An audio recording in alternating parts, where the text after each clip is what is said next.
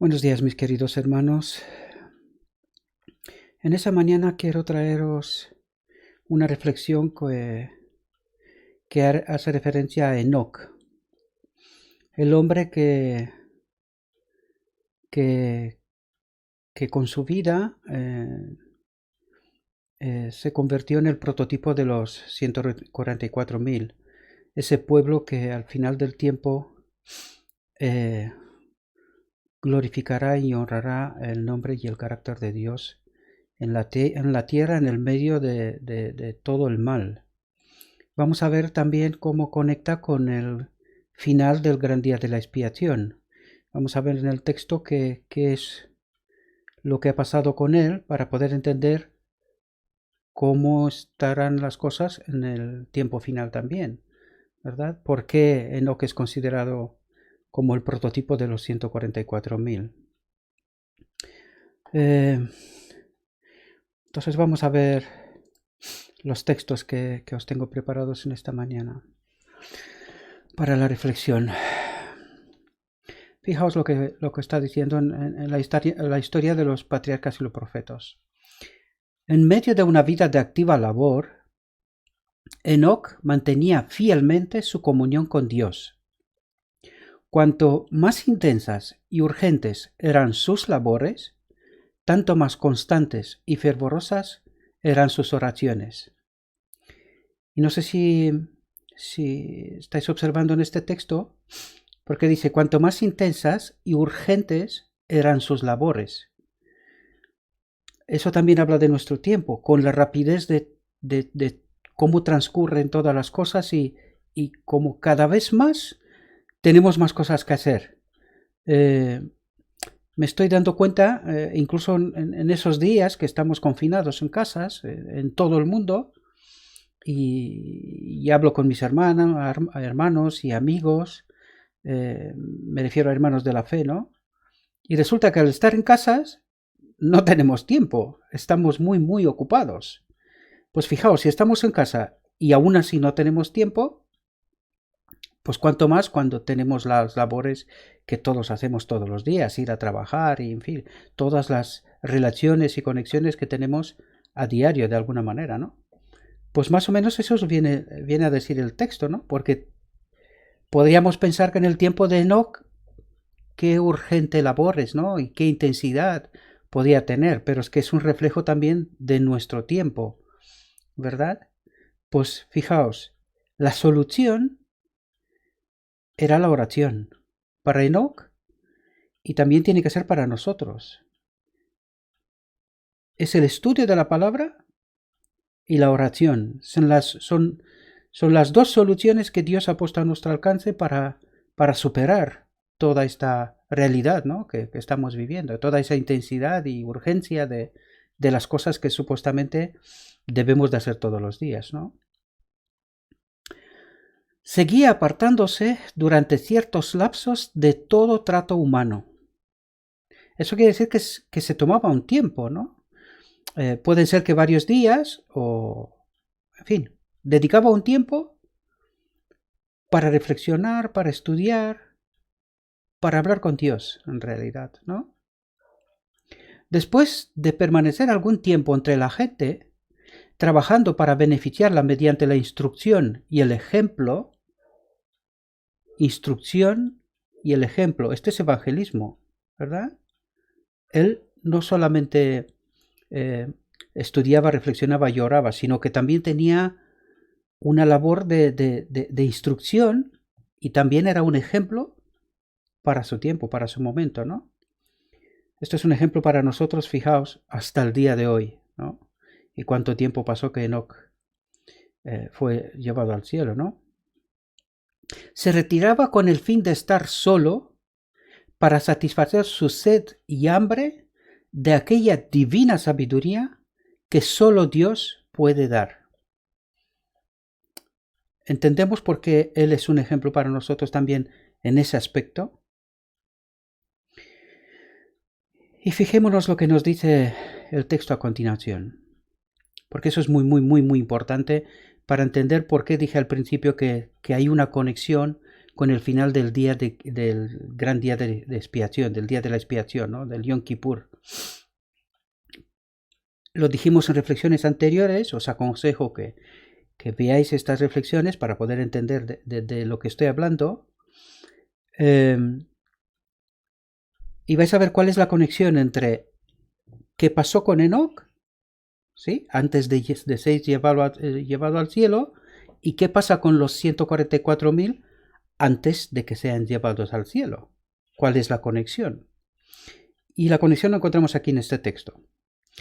Manteniéndose así en comunión con Dios, Enoc llegó a reflejar más y más la imagen divina. Son palabras importantes, hay que entenderlas muy bien, ¿sí? Tenía el rostro radiante de una santa luz. Tenía el rostro radiante de una santa luz. Es decir, que su cara emanaba luz, ¿sí? Y fijaos la comparación. Semejante a la que resplandece del rostro de Jesús. ¿Qué nos quiere transmitir el texto aquí? ¿Quién resplandecía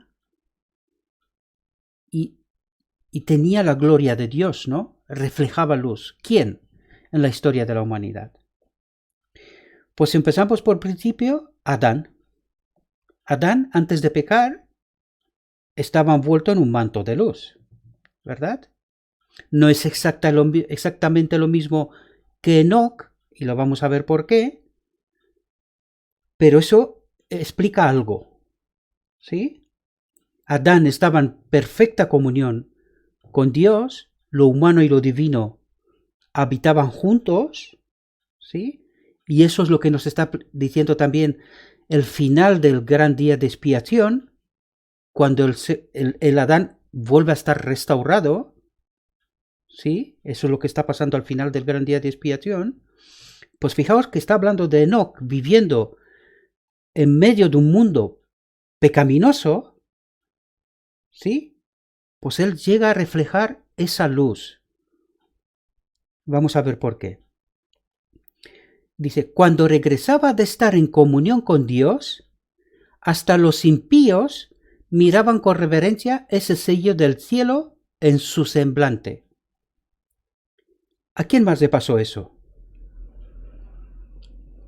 Moisés, cuando bajó del monte,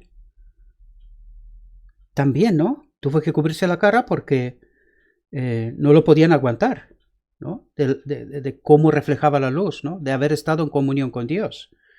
¿Sí? Pues a Moisés también le pasó eso, ¿sí? Por un tiempo, ¿no? Jesús en el monte de la transfiguración, ¿sí? También. ¿Podía ser Esteban cuando vio los cielos abiertos? Sí. También. Y al final del tiempo, leímos muchos textos anteriormente, los 144.000 cuando serán sellados, ellos reflejarán una luz, el manto de luz que tenía Adán.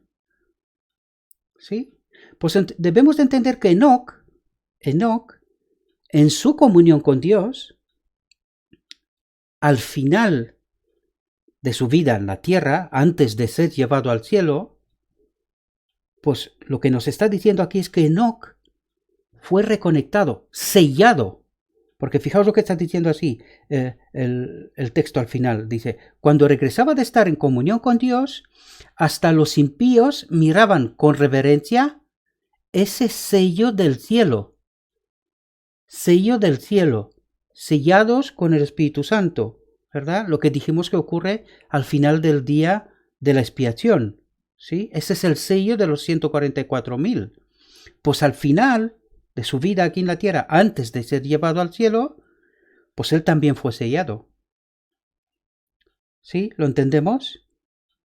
Esa es la conexión de la que os hablaba entre Enoc y los 144.000 y del día de la expiación también. ¿Sí? Sigamos el texto. Por la fe, Enoc fue traspuesto para no ver muerte. Y antes que fuese traspuesto, tuvo testimonio de haber agradado a Dios. ¿Cómo agradó a Dios? Con una vida en conformidad con la voluntad de Dios, con una vida de estudio y oración. Es verdad que en su tiempo quizás el estudio no era como lo entendemos hoy, leer las escrituras, ¿no? Pero sí de reflexión, recordando todo aquello que Dios los había dicho y que en aquellos momentos, pues, al menos es lo que entendemos hoy por hoy, ¿no?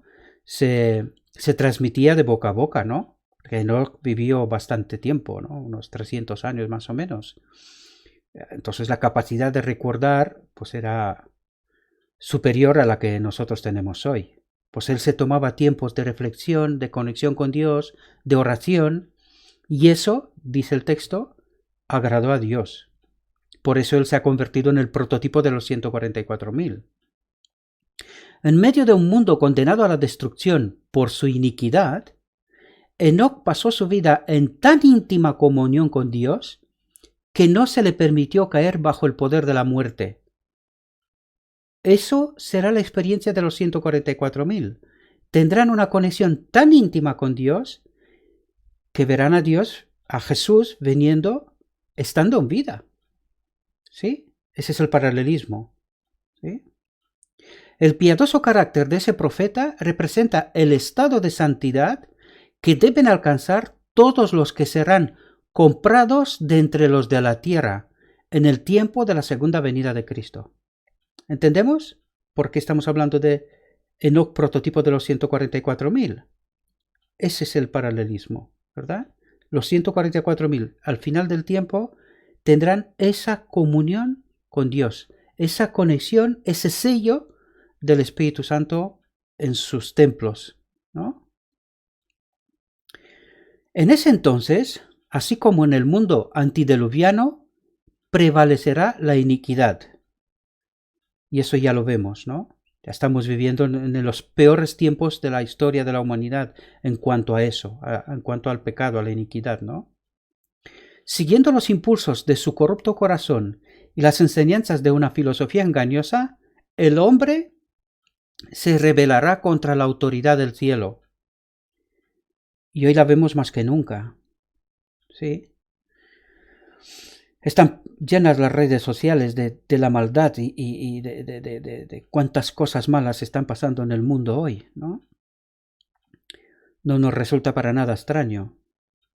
Pero así como Enoc, el pueblo de Dios buscará la pureza de corazón y la conformidad con la voluntad de su Señor. ¿Hemos estado atentos? Eso es muy importante. Debemos de entenderlo bien. Pero así como Enoc, el pueblo de Dios buscará la pureza de corazón y la conformidad con la voluntad de su Señor. Y eso significa, lo he dicho en muchas ocasiones y aprovecho para decirlo otra vez. El engaño del Edén es que Dios te ama y que no morirás. Y hoy lo volvemos a escuchar muchas veces. Dios te ama y eres salvo. Debemos de tener mucho cuidado porque es un mensaje engañoso. Hay mucha verdad, pero no es toda la verdad. ¿Entendemos lo que nos está diciendo? El pueblo de Dios buscará la pureza de corazón y la conformidad con la voluntad de su Señor. Es decir, no nos gusta el pecado. Es más, no lo toleramos. Es más, lo odiamos. Por lo tanto, no debe de tener lugar en nuestra vida. El pecado tiene que ser un error. Un error. Pero así como Enoc, el pueblo de Dios buscará la pureza de corazón y la conformidad con la voluntad de su Señor, hasta que refleje la imagen de Cristo. ¿Entendemos? hasta que refleje la imagen de Cristo. Esto se encontrará su cumplimiento en el final del día de la expiación, cuando lo humano y lo divino estará conectado de nuevo. ¿Sí? Pero primero tenemos que buscarlo. El texto nos dice que buscaremos la pureza de corazón y la conformidad con la voluntad de su Señor, del Señor, hasta que reflejemos la imagen de Cristo, hasta que estemos sellados. ¿Entendemos? Tal como lo hizo Enoc, anunciarán al mundo la segunda venida del Señor y los juicios que merecerá la transgresión. Y eso es lo que estoy haciendo, ¿sí? Y eso es lo que debemos de hacer, ¿no? Anunciar la transgresión. Es decir, el pecado no tiene cabida en el cielo y en nuestra vida tampoco debería. Y mediante su conversión y ejemplos santos, condenarán los pecados de los impíos. ¿Cómo lo está diciendo? Mediante su conversión y ejemplos santos, debemos de ser un ejemplo y no podemos recriminar el pecado mientras convivimos con él en nuestra vida. Debemos de entender muy bien este mensaje, porque es muy probable que al final del tiempo nos encontremos engañados, queridos hermanos. Dios nos ama, pero no nos deja como estamos. Nos llama tal como estamos, nos llama a Él, pero no nos deja como estamos, sino que hay una obra de transformación, de conversión, para poder alcanzar, reflejar la imagen de Cristo. Debemos de entender muy bien ese mensaje, mis queridos hermanos. Por eso lo recalco tanto y quiero que me entendáis bien, porque si no, podemos encontrarnos en dificultades al final del tiempo, por haber creído mal y entendido mal las cosas. ¿Sí? Espero que me hayáis entendido muy bien este pequeño mensaje que quería compartir con vosotros. Espero que os pueda ayudar en vuestro estudio. Lo recalco y procurad hacerlo siempre.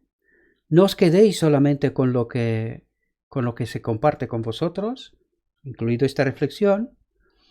Y os ruego, os pido que tengáis un estudio personal. Tenéis que estar seguros de aquellas cosas que creéis. No os quedéis solamente con lo que se os dice, ¿no? Sino que tenéis que tener un estudio personal para poder elegir con conocimiento de causa.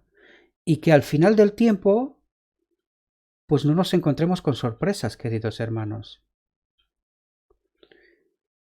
Le pido a Dios que os mande y nos mande a todos el Espíritu Santo para poder tener una mayor comprensión de su palabra y de lo que Él espera de nosotros. ¿Sí? Que Dios os acompañe y que tengáis un bendecido día. Amén.